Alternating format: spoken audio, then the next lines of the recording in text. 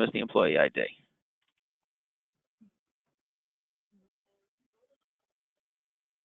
And then we can hit save, and then we can move on from there. So the next thing that you'd want to do would be to add benefit accounts, which is going to be the plans. So we go here, you'll see this screen. It'll say plan year all, but you'll be able to change that once you begin adding one. So we can go to new, then you can select current, and then we can add the plan that we need. So let's say that this person is enrolling in the medical plan. So we can go with this plan here, the POS plan. So 10/1/2018, and then put in the pre-funded amount, which in most cases is going to be $14,700, which is the IRS out-of-pocket maximum for the year. And then we can go in and add any other necessary plans. So let's see, maybe in this case we have everything here, but most groups are not going to. Most of the groups that sign up for this are not going to have this many options. But say they have, let's see, say they have a employer-funded FSA. And then the max for that for the year is 1,000. So then you'll see the plans here as you add them. To navigate back to one of them, you click the hyperlink that shows up in the type column over here. And across the board, you're going to see a good amount of other relevant information. So the plan dates, the plan ID, which of course appears on all the reporting, the annual election that we spoke about, and then some other numbers here that would appear on the enrollee account balance as well. Deposits, if those are applicable, and contributed year to date, also same type of thing. And then dispersed year to date, which would be the amount spent, and available balance. So then from there, you can add dependents. So if we go back up here to the menu button again, we can click on dependents and then new. And then you'll see a somewhat similar screen here. The only real option is to hit new, so we can do that. And then we can add a dependent. So we can do, let's say, the name, the ID. You can actually copy the address with that button there. We can put that down on the social again. You can select relationship. So in this case, we can do child. You can put in the eligibility date similar to the employees. We'll do the same one here. And you can put in a birth date. So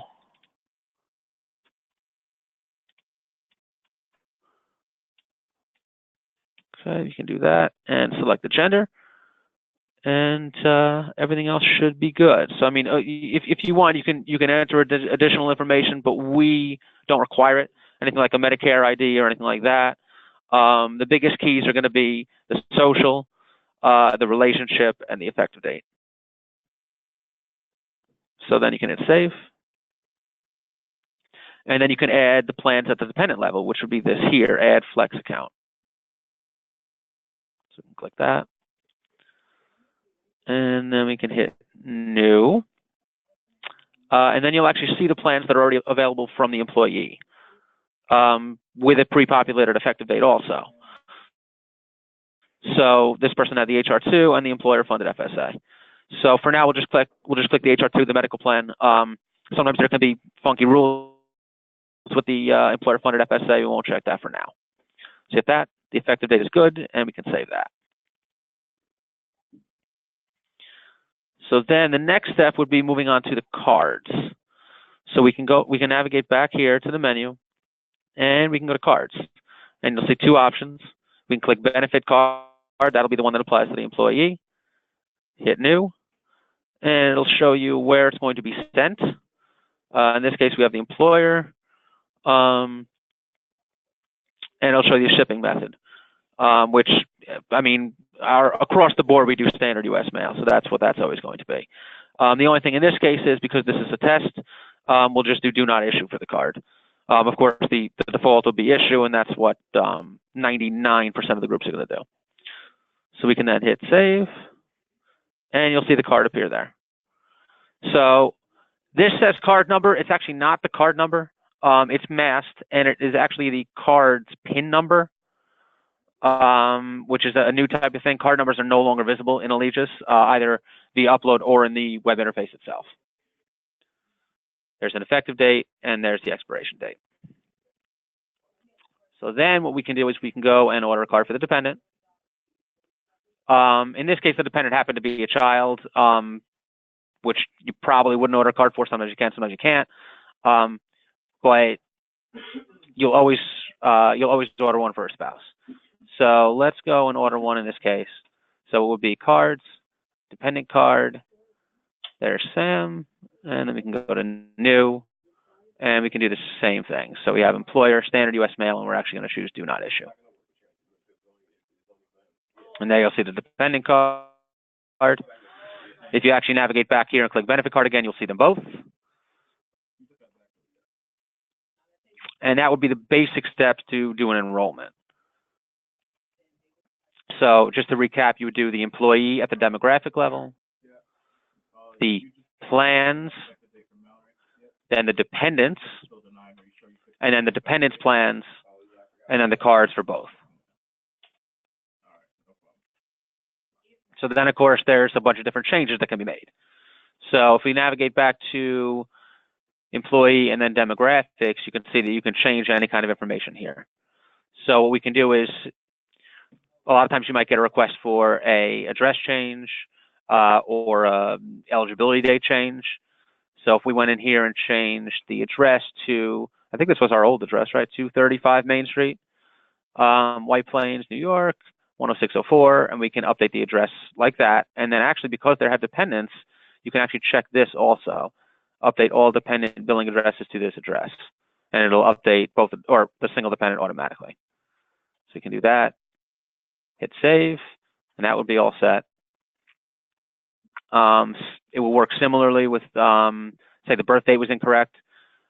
Say this person is not actually 118 years old, and they were born in 1967, it said. So we can go, same thing, save that. You get the little message up here, and it was updated successfully. Also, you can see that the IDs that we entered are masked now with the 5 X's in the front for the SSN and for the ID. You can also do similar demographic changes to the dependent. The screen looks almost exactly the same. You can go in here. You can even change relationship or any kind of demographic information. So other changes that might happen afterwards, you might get a benefit account change. So you might have a situation where someone started on the POS like they had here, and maybe we need to change them to something else. So what you would do then is you can go in and you can actually terminate the plan and then add a new one. So here we have the POS plan. Say that we put that in there for 10/1/2018, and it turns out the member was not supposed to have that plan at all. So we can go in and we can click on the plan via the hyperlink. We can enter a termination date for the purposes of the claims processing. In this case, we'll enter the same as the effective date because it turns out the person wasn't supposed to have this plan at all. You can change the status to terminated, and then you can hit save.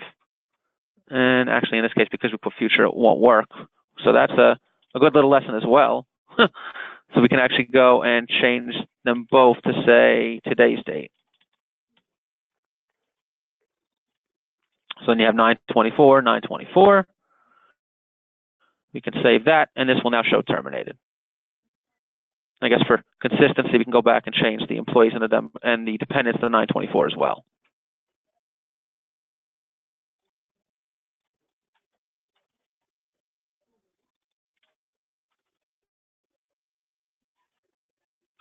So now that we've termed the current medical plan, what we can do is we can go in and add the plan that was supposed to be there.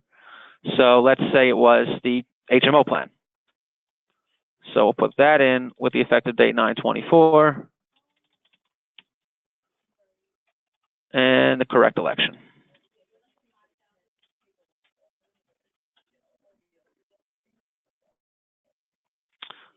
Then, of course, you would go in and you would add the same plan to the dependent. So accounts, dependent account, new, and you'll see the new plan there. See how it's the HMO over here. Check that, and you'll have that there. And for here, we can enter a termination date for the old one. So we enter the termination date for the incorrect plan. We can change, well, you can leave the status. And we are entering an effective date and checking the new medical plan. Account was updated successfully. So another common thing that might come up would be to add a dependent. So that'll be basically exactly the same thing as when we added the first one. So we would go to dependents, new again, and then we can add, we can add a second dependent.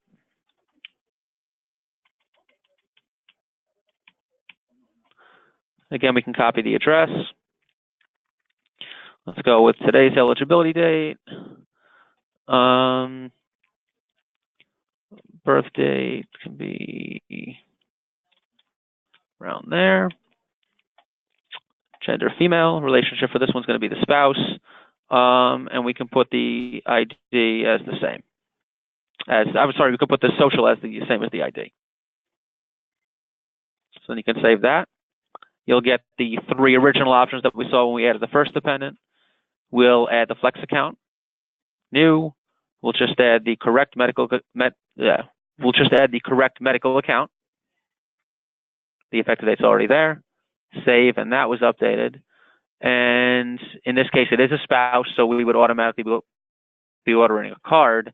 So we can then go to cards, dependent card. Always check the name here. It does say the spouse's name because that's the last one that we were looking at. Then you can hit new. And again, we're going to go to do not issue. And then order a third card. And then if you click again back to benefit card, you'll see all 3.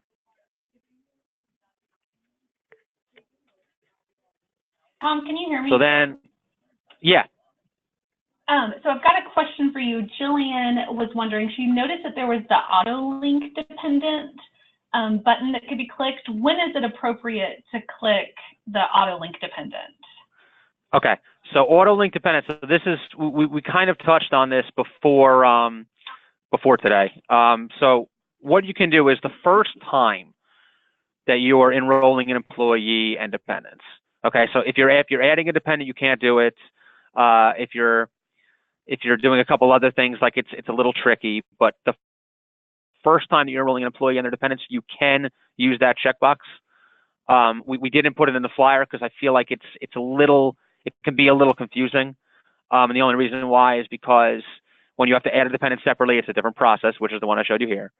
And because if you go and do it, a lot of times, I can't guarantee it's going to do it now, but a lot of times, if you go here and you go to new, and then say we wanted to add the employer DCA,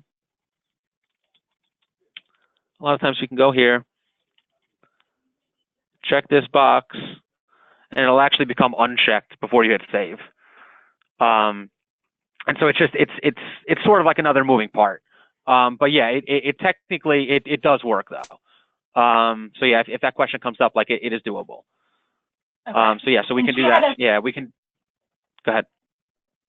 And she had a follow-up question. Jillian was also wondering, why does it say to add a flex account when you're adding a dependent and not a medical account?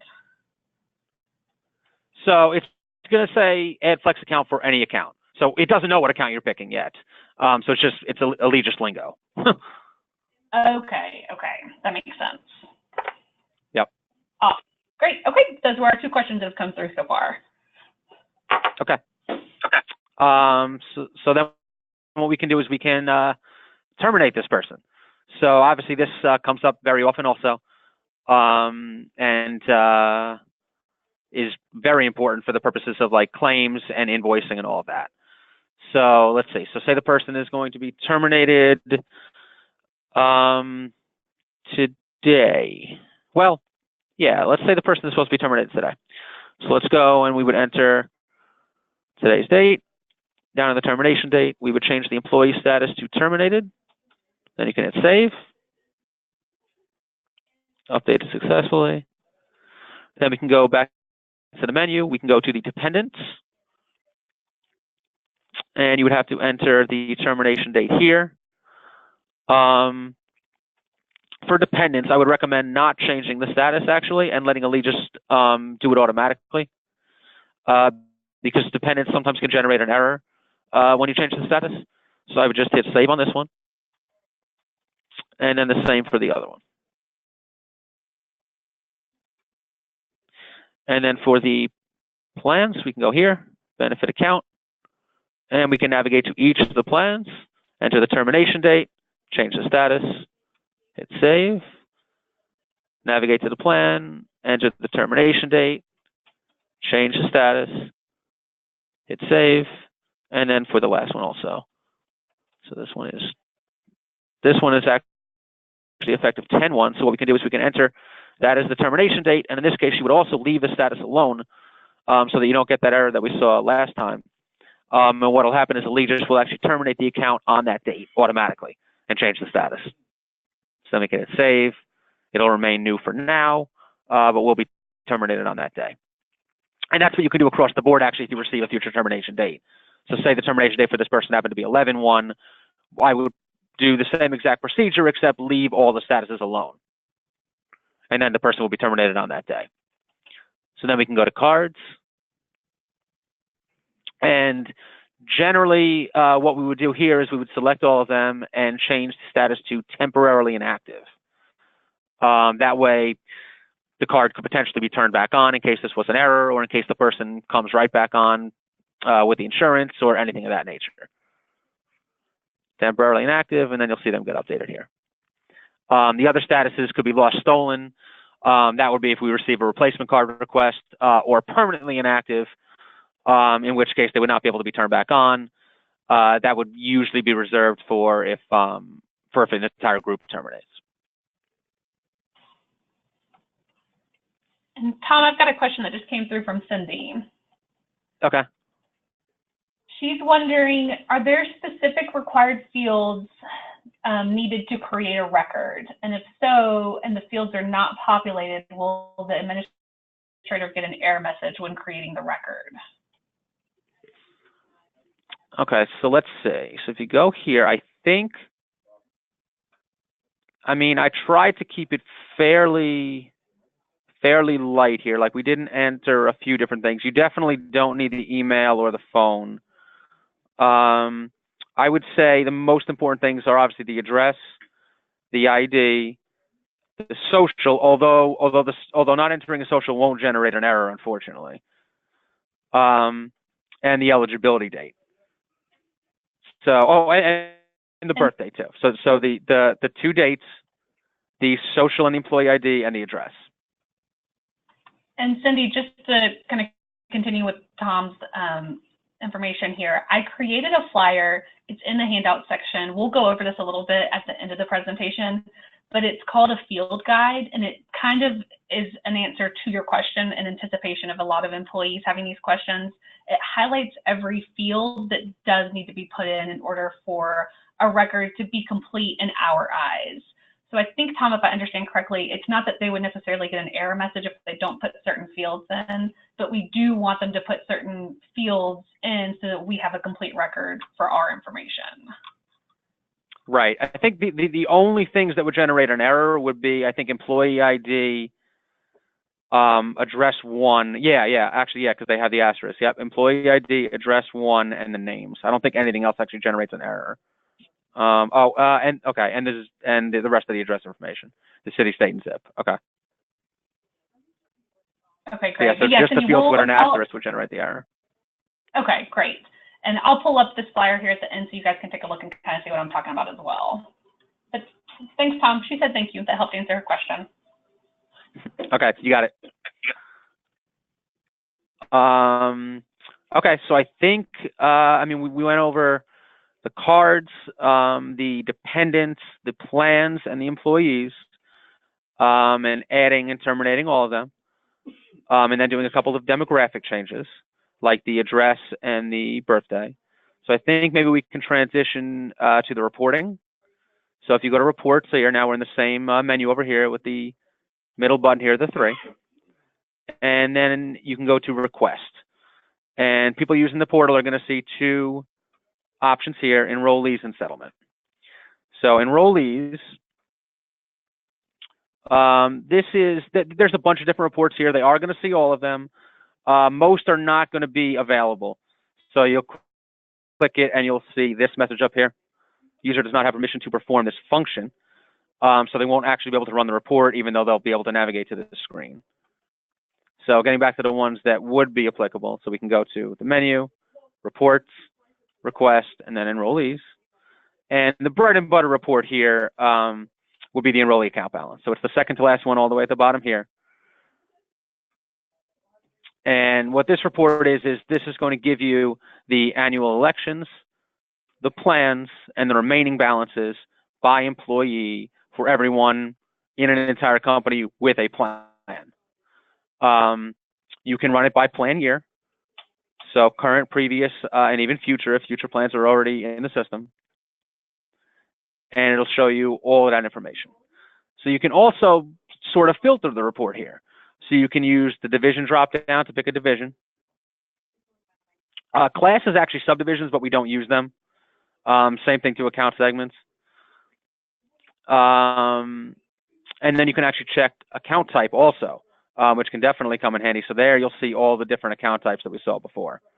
So you won't see the full plan name, but I think that's actually better from like a self-serve perspective, because most of our groups right now that have been getting the reporting know what HR2 and HR4 are, know what parking, transit, and FSA and DCA are. So if we wanted to pick something for, say, the say the HR2, the medical, right? We can select that. The as of date by default is today. So we can leave that, although you can backdate it to whenever, and it'll show earlier account balances. Also, by default, the all employee statuses are checked. So anyone that was temporarily inactive because they're on leave, anyone that is new or active, which the difference between those would be active people have transactions on their account, or people that are terminated will all appear by default. It's usually a better way to go for HRs and people trying to do bank reconciliation so they can see all the full amounts that have come out throughout the year. But if you have a scenario where they're just trying to see people that are active, you can do that as well. So you can click on this little drop down here. We can uncheck select all, and we can pick just new and active if we wanted to do that. So for now, we'll leave them all selected. So you'll see other options here. The sorting is not really robust. All they have is last name and employee ID. Exclude HSA account balances is not going to really be applicable for any of the groups that are going to be using this. Exclude annual election would just be removing that column. The only reason why you'd want to do that would be if maybe you're confused by the out-of-pocket max on a medical plan of $14,700. You would never do it on like an FSA or a DCA or anything like that. There's the format. So you'll see PDF, Excel, and CSV. So CSV is basically like a text Excel file. Generally, and all the automated reports are Excel. And then you'll have this also, mass cardholder ID. So in most cases, as we said before, the cardholder ID is going to be the same as the social. So by default, this is yes. For all of the automated reporting, this is yes. But it is possible to change to no if a group needs to do a VLOOKUP or some kind of thing with bank reconciliation and they need those IDs. So we're going to leave them masked for now. And we're going to see what comes back, which is not going to be much, I don't think. So it says your request was submitted successfully, and then it tells you where to go from there. You can go to the results view page. So that would be the menu here. Reports, results, and then view reports.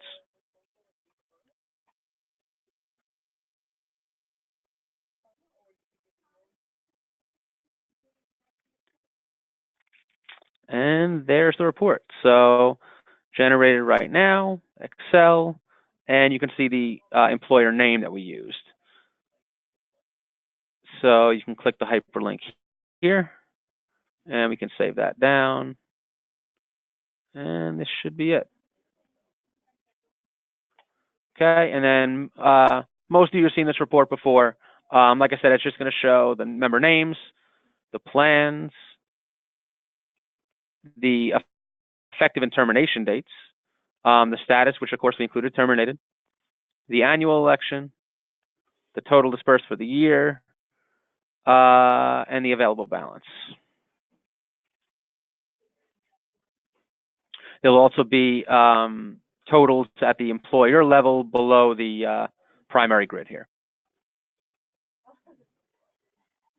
And of course, you'll see some basic information at the top, the name of the report, the employer name, and the as of date. And they'll see this also, the TPA ID, which is our name and ID. So we can close out of that.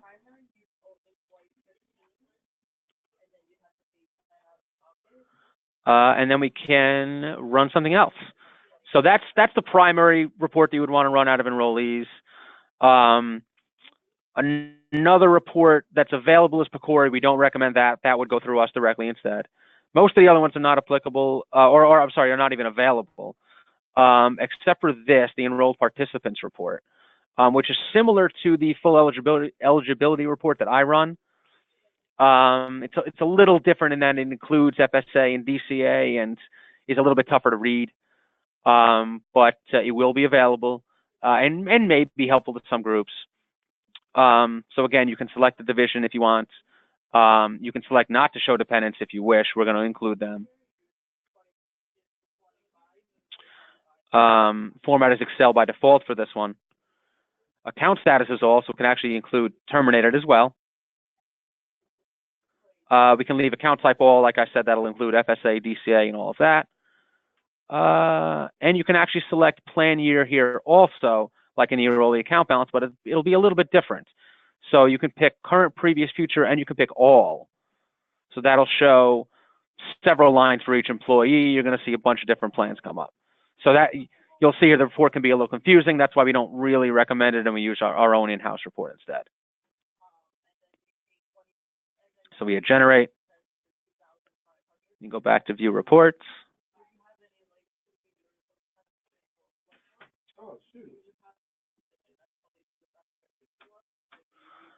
And there's the report there.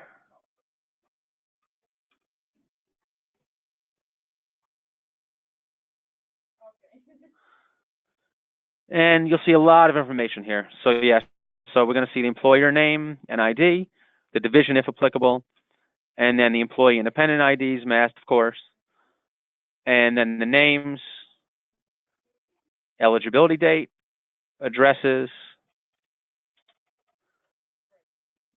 some other personal information, and then the plan information. And then it even includes balances, which I think you can omit also if you want, but they are included by default. So it is a very informative report. It's just that there's a lot of moving parts. It's a little unwieldy, but it will be available.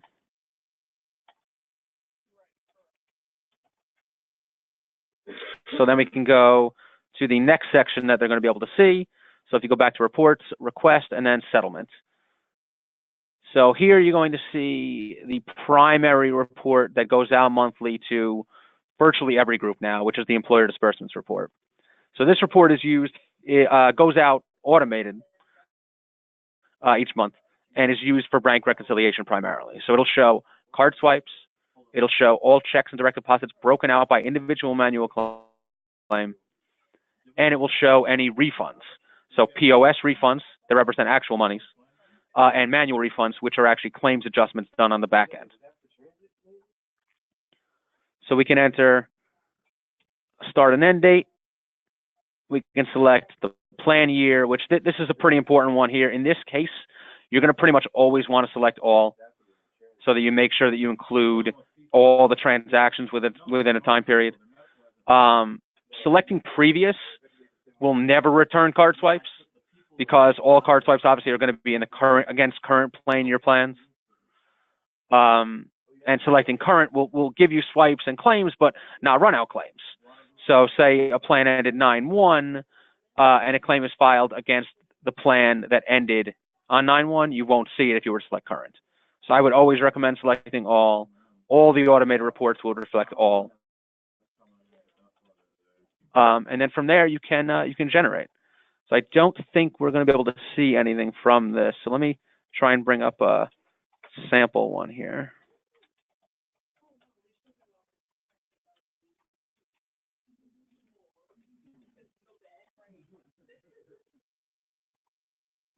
Yeah, so then the report would look like this. So again, like the other one, you'll see the report name, our name, the as of dates, or in this case, the dates that we chose, and then a grid with all the information. So we're going to see the name, both settlement date and service date, the claim type, which the available ones are what I mentioned earlier. So you see cards, check and direct deposit, and then the two types of refunds. The total amount, check number if applicable, and then the plan information, like on the other reports.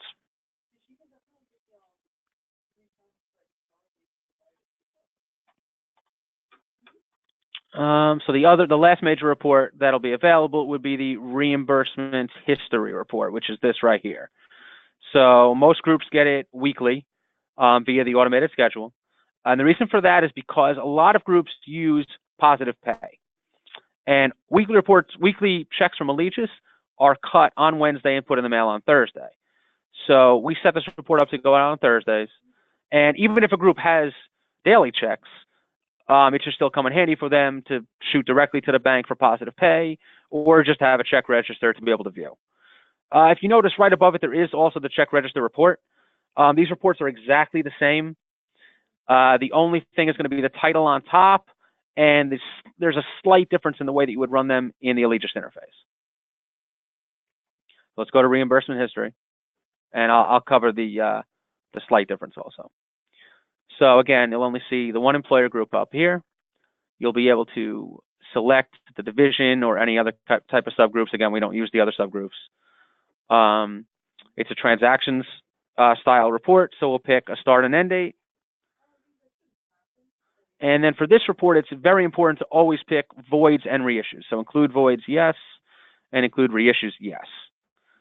Of course, groups that get this on a weekly basis or on a daily basis are never going to see voids on the report, because a check would pretty much never be voided, that quickly. But just in case, and certainly when running these reports, to cover large periods of time in the past, they can definitely come in handy. So we would do that. You can leave everything else alone. As always, mask cardholder IDs, and then we can generate that. Again, it would be in the same spot here: reports, request, and then view reports. Or I'm sorry, reports, result, and then view reports. And I'll open up a sample one.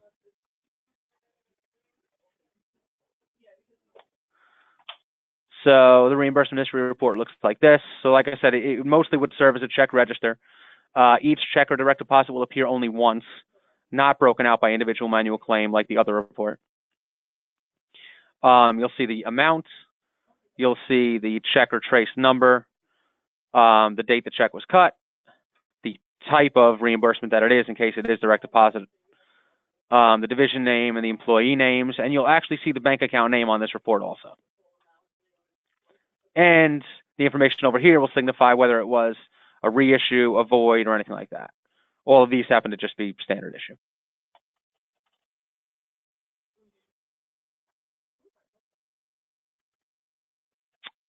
If a group were to run the check register report instead, it would be the same exact formatting. You would still have voids and reissues. You would still have the start and end dates. The only thing is, in this case, you would have to work with this field here, the ACH account. So the group would hit the drop down and just select their bank account. So here we have a bunch of different ones listed, but they're only going to see their own, so that won't be a problem. And then they can generate that. So those are the major reports. There's the reimbursement history / check register, the employer disbursements report, the enrollee account balance report, and the enrolled participants report.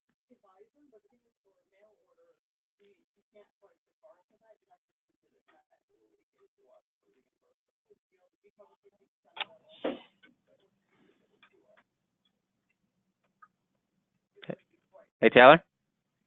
Yeah, is there anything else you want to go over before we switch over to my screen? I think we're okay for now. Okay, great. I'm going to go ahead and show you guys kind of next steps, what we have coming up. Give me a second to switch it over here. Okay. Tom, can you see the PowerPoint slides that I have pulled up? Here we go. Let's see if you can see it now. There we go. Yep. Perfect. Oh, whoops. Okay. No, that didn't do it. There it is. Yep. Can you see it? Okay. So here's how it's going to go from here on out. First things first, what we're going to do is have the account manager send out the prepared email blast that I put together to your clients and your brokers. The broker email we recommend to be sent out today, and then the email to your client contacts can be sent out this Friday. Let me show you what this email looks like. I'll forward it to you just as soon as we get off the call today. But it basically looks really similar to the one we sent out when we were opening this up to beta, just letting people know that it's available, all the different things they can do.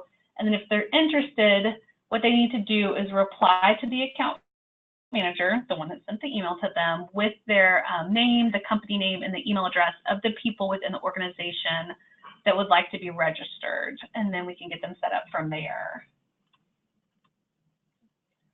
So we'll get these emails out, and then when you receive a request from someone after they've received this email, what you're going to want to do is forward that on to Tom and Michelle. They're going to take a look at the company, take a look at their plan design, and if it's a little too complicated, they'll let you know. But we're hoping that we're able to give this access to a good chunk of the groups, and it really just kind of depends on how the group is set up and how qualified the people wanting access are into the group. But if the access is granted, you will be given their username and then the access information for them to get into the self-serve portal. So once Michelle approves the group and you get the information, what you're going to want to do is complete the quick access guide. So let me show you what this looks like. Okay, so this is a flyer I put together. This is what you'll send out to your groups. You're going to want to do the company name and their username, as well as their plan data. So this will be useful in adding employees and doing all of the steps that Tom showed you today. And then it also has like the steps of how to get started. So a link to where to go, how to log in, and then a link to the portal guide. But I've also got it right here. So this goes through a little bit. This is kind of high level compared to what Tom did today, but it at least points them in the right direction and how to get there. And then for some more details, Cindy, this is what I was referring to earlier during our call. So this will go into the detailed information, like once you get in, you want to add a new employee, here are the highlighted fields that we recommend you put in order for the record to be complete on our end. So this goes through employees, adding a card, adding the benefit plans, dependents, all of that stuff. So really similar to what Tom showed you today, but just kind of a reference guide. Like once you're there, something you can easily refer back to make sure you're putting in the right information. And then the last thing Tom covered this afternoon or this morning was the reports. So we mentioned there's some reports they just do not have access to. But then on top of that, there's also some reports that they have access to, but we don't recommend they use. They're not particularly harmful. They just won't be like the best information. So Tom had mentioned the PCORI report. They can, download that one within the portal if they'd like, but the one that we provide them is way more accurate. So we recommend these two that Tom covered this morning, and then these as well under the settlement reports. They can see these, but we don't recommend they use them. If they do, no harm, no foul, but we gave them this as kind of like a little cheat sheet for the reports that they should be running. And then if you have a broker who would like access to the portal, they're going to need to complete this form before we can give them access. So to recap, what you're going to do is you're going to complete that quick access guide I showed you with their username and their plan data. You're also going to want to send them the portal guide, the field guide, and the reports flyer. If they're a broker, then they need to complete that authorization form. All right. Does anyone have any questions before we get off the line today? I think I do see a couple here. Let's see. Okay, so Tom, this question is, will the employer be able to manage admins, for example, add, remove access for other admin users? And will the admin be able to manage report recipients?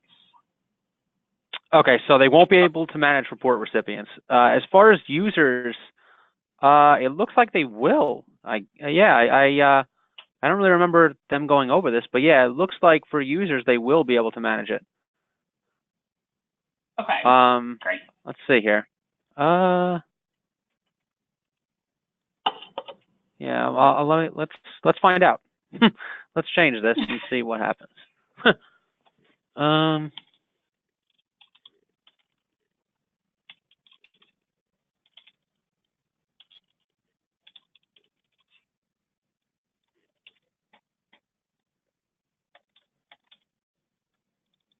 Oh, no. Okay. No, they won't be able to because the save is still blocked out. Okay. So they'll be able to see the users, but they won't be able to change anything. Okay.